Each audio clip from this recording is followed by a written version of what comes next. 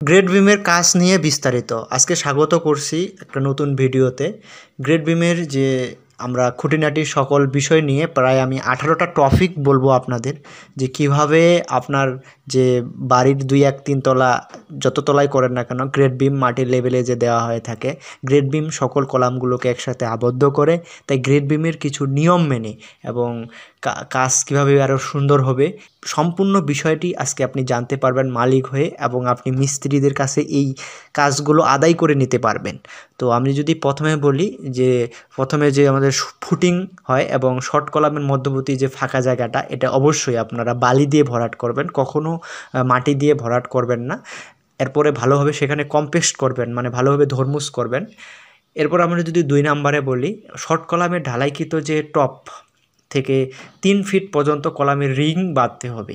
এবার যদি আমরা 3 নাম্বার বলি, যে গ্রেড বিমের যে লাইন বরাবর স্যান্ড ফিলিং করে উত্তমভাবে আপনাকে সেখানে ব্রিক ফ্ল্যাট সোলিং করতে হবে। অর্থাৎ আপনার যে কলাম টু কলামের দূরত্ব যে ফাঁকাটা আছে, আপনি যে শর্ট কলাম এবং করার পরে যে বালি ভালোভাবে কম্পোস্ট করলেন, সেই যে দূরত্বটা, এই দূরত্বের মধ্যে ভালোভাবে বালি ফিলিং করে আপনার ইটের সোলিং দিতে হবে। এবং ইটের সোলিং সেখানে সিমেন্ট বালি মশলা দিয়ে ভালোভাবে জয়েন্ট করে বন্ধ করে দিতে হবে, যেন সেই সোলিং অবশ্যই ওয়াটার লেভেল করে নিতে হবে, যেন একদম লেভেল অবস্থায় থাকে। এবারে যদি আমরা 4 নাম্বার টপিক নিয়ে কথা বলি, এবার আপনাকে দেখতে হবে যে মিস্ত্রিরা তারা সে ড্রয়িং অনুযায়ী আপনার grade beam 1, grade beam 2, grade beam 3 এবং গ্রেড বিম 4 যত প্রকারের গ্রেড বিম আপনার কাগজে বা ড্রয়িংয়ে দেওয়া আছে, প্রতিটাই গ্রেড বিমের রড কিন্তু কম বেশি আছে, এবং রডের এক্সট্রা টপ এক্সট্রা বটম কটা করে দেওয়া আছে সেখানে স্পষ্টভাবে দেওয়া আছে। আপনি সেই ড্রয়িং অনুযায়ী সেই রডগুলো বাঁধিয়ে নেবেন, এবং পরবর্তী ঢালাইয়ের আগে চেক করে নিতে হবে যে রডগুলো সঠিকভাবে আপনার বাঁধছে কি না, বা যতটুকু আপনার রড ড্রয়িংয়ে দেওয়া আছে সেই পরিমাণ রড তারা বাঁধছে কি না। এবার যদি মেন রডের প্রান্তে অবশ্যই আপনারা মাটাম ব্যবহার করতে হবে, অর্থাৎ এল আকৃতি করে মাটাম ব্যবহার করতে হবে।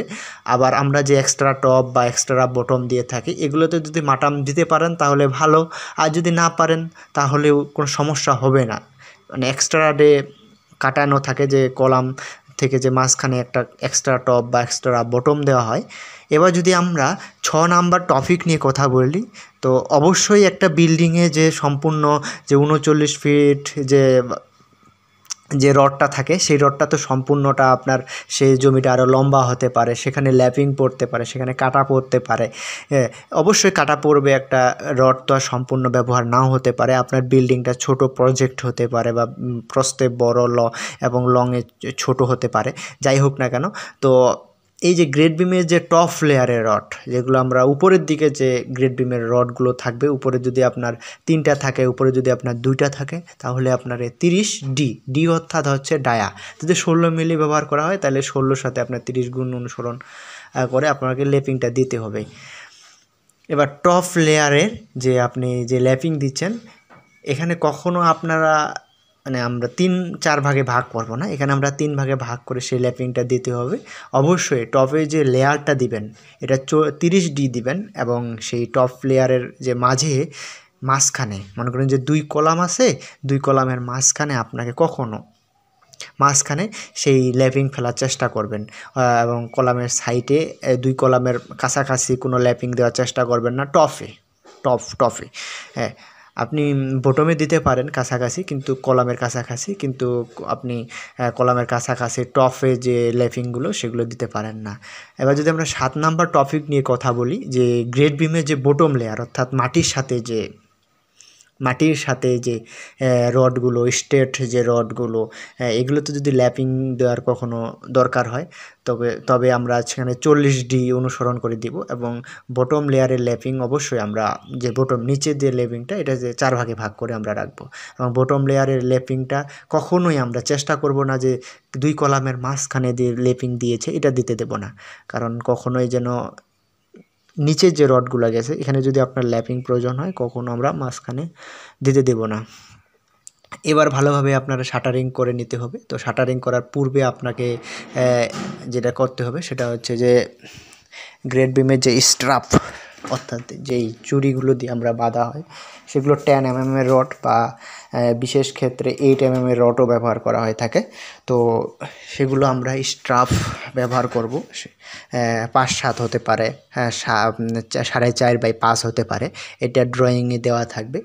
এই স্ট্রাপে সঠিক দূরত্ব পরপর সেই সোজাভাবে রাখতে হবে এবং সেই উল্টারনেট করে স্ট্রাপের হুক উল্টারনেট করে দিতে হবে এবং স্ট্রাপের যে হুক মাথার গ্রেড সেই গ্রেড বিমের উপরে লেয়ারে রাখতে হবে এবং হুক আল্টারনেট করে দিতে হবে। এবার যদি আমরা আসি যে যদি আমরা শাটারিং তো শুরু করে ফেলবো, রড বাঁধা শেষ হলে আমরা শাটারিং শুরু করব। তো অবশ্যই চেষ্টা করবেন আপনারা স্টিল শাটারিং ব্যবহার করতে। যদি তো গ্রাম অঞ্চলে 2-3 তলা যে বাড়িগুলো হয়ে থাকে তো সেখানে তো কাঠের শাটারিং ব্যবহার করা হয়ে থাকে। এটা আমি কিন্তু 10 নম্বর টপিক বলতেছি। তো এই যে কাঠের শাটারিংটা করবেন অবশ্যই আপনাকে পাতলা পলিথিন সুন্দরভাবে ব্রেক মেরে দিতে হবে যেন কোনো লিকেজ না থাকে, এটা ভালোভাবে চেক করে নিতে হবে।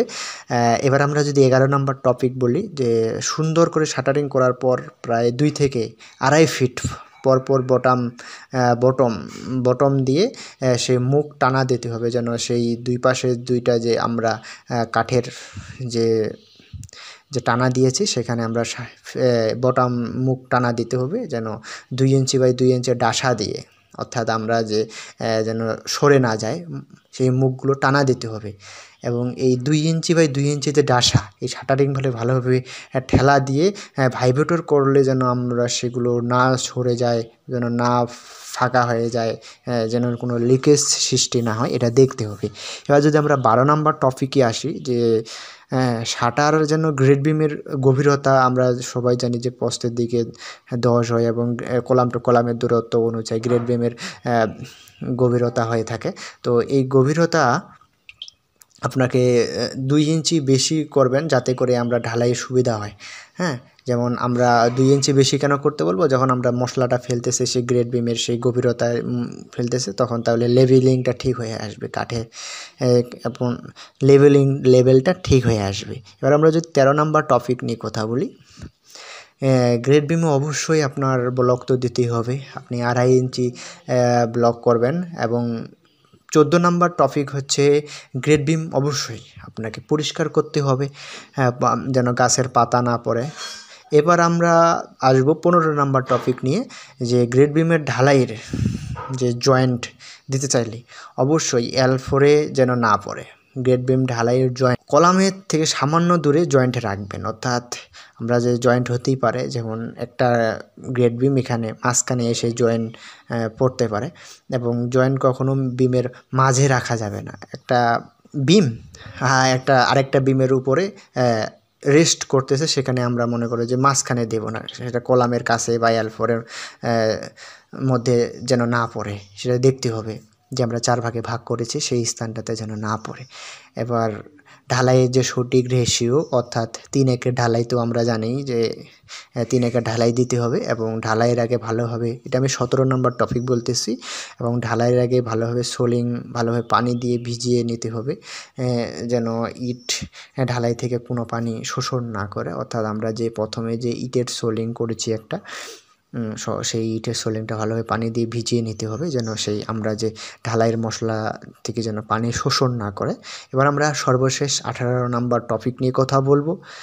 আসলে আপনারা যে গ্রেড বিমের এই বিষয়গুলো জানতেছেন এগুলো আপনার বাস্তব কাজে আপনি আপনার বাড়িতে কাজ করতেছেন বা করাবেন, মিস্ত্রি আপনার কাজ করতেছে, তো এই টপিকগুলো আপনি যদি প্রতিটা ধারাবাহিকভাবে মিস্ত্রির কাছ থেকে বুঝিয়ে নেন তাহলে আপনার বাড়িটি একটি ভালো হবে, বলা যায় যে প্রতিটি কাজ মানসম্মত হবে। তাই ঢালাই শেষ হওয়ার পর 24 ঘন্টা পর আমরা কি করব, কিউরিং করতে হয়, পানি দিতে হয়। তো 48 ঘন্টা পরও গ্রেড বিমের সেই শাটার খুলে চট আমরা পেঁচিয়ে দিয়ে প্রায় 14 দিন পর্যন্ত আমরা কিউরিং করব, অর্থাৎ 24 ঘন্টা পর আমরা কিউরিং করব এবং 48 ঘন্টা পর শাটারিং খুলে নেব, 14 দিন আমরা কিউরিং করব। তো এই ছিল আজকে গ্রেড বিম নিয়ে, কারণ গ্রেড বিম অতি গুরুত্বপূর্ণ, মাটির সমতলে থাকে এবং এটা সম্পূর্ণ কলামগুলোকে একসাথে আবদ্ধ করে। তাই আপনাকে গ্রেড বিমের দিকে ভালোভাবে যেমন ফুটিংয়ে নজর দিয়েছেন তেমনইভাবে গ্রেড বিমে আপনাকে নজর দিতে হবে। তো আজকের ভিডিওটি এই পর্যন্তই। ভিডিওটি ভালো লাগলে অবশ্যই লাইক, কমেন্ট, শেয়ার করবেন।